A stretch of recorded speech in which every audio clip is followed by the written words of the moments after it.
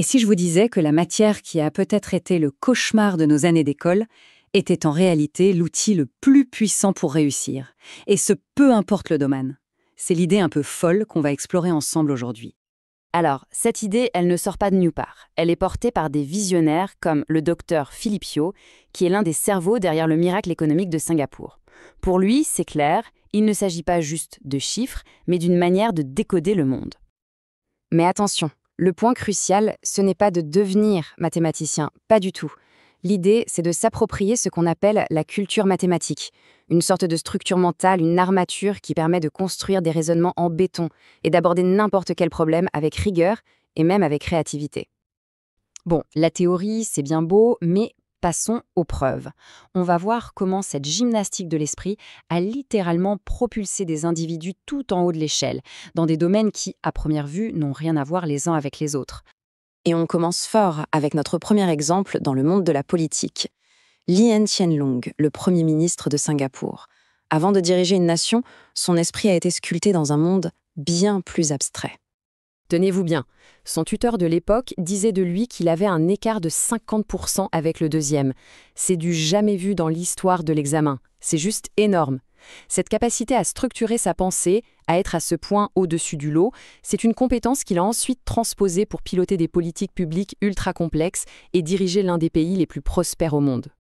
Allez, on change complètement de décor. Direction la finance avec James Simons, un mathématicien de génie qui a décidé un beau jour de s'attaquer à Wall Street, mais en réécrivant complètement les règles du jeu.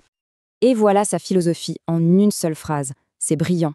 Simons n'est pas allé chercher des traders ou des experts de la finance, non. Il a recruté des scientifiques, des physiciens, des matheux.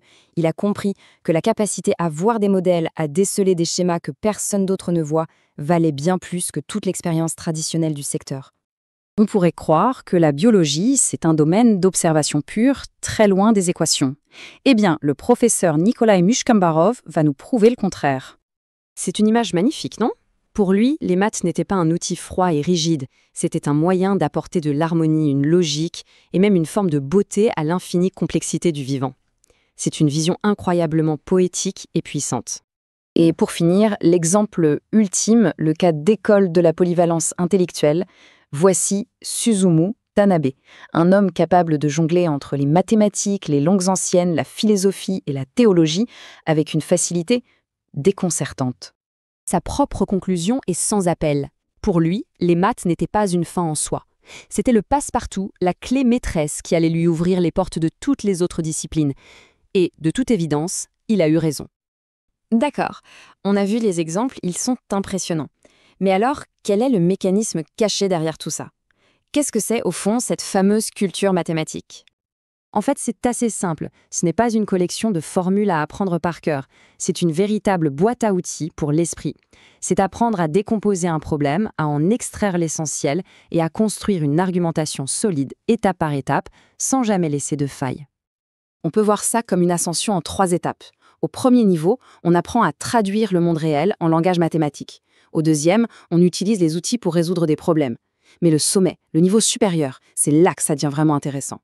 C'est quand on devient capable de créer ses propres outils, ses propres théories. C'est le terrain de jeu de l'innovation pure. Et la base de tout ça, c'est la méthode axiomatique.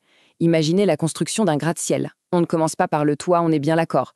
On part de fondations ultra solides, des vérités simples et indiscutables, les axiomes.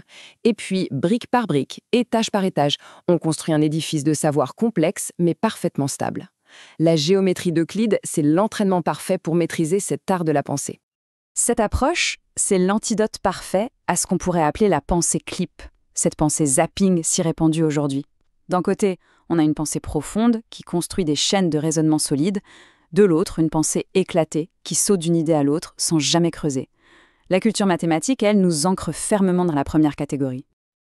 Alors la question à 1 million, comment fait-on pour cultiver cet esprit mathématique aujourd'hui ? Rassurez-vous, il ne s'agit pas forcément de retourner sur les bancs de l'école. Il s'agit plutôt d'aborder la discipline d'une manière nouvelle, plus créative. Prenez un exemple fascinant, la géométrie de la poursuite. Imaginez un jeu. Comment un missile intercepte-t-il une cible en mouvement? Comment un prédateur attrape-t-il sa proie? Ces questions, qui ont l'air simples, cachent des problèmes mathématiques hyper intéressants. C'est un domaine qui rend l'exploration mathématique à la fois accessible et ludique. Ce qui est génial avec cette approche, c'est qu'elle nous met directement dans le siège du créateur. On peut se pencher sur de vrais problèmes non résolus, inventer ses propres règles du jeu, et qui sait, peut-être créer un peu de connaissances nouvelles. C'est un raccourci pour atteindre ce fameux niveau supérieur où l'on ne se contente plus de résoudre des problèmes, mais où l'on en invente. Et tout cela nous ramène à la question finale. Si cette manière de structurer sa pensée est la clé du succès en politique, en finance ou en biologie, qu'est-ce qu'elle pourrait débloquer pour chacun d'entre nous, dans nos vies, nos projets, nos carrières? La réponse est peut-être bien plus grande et plus surprenante qu'on ne l'imagine.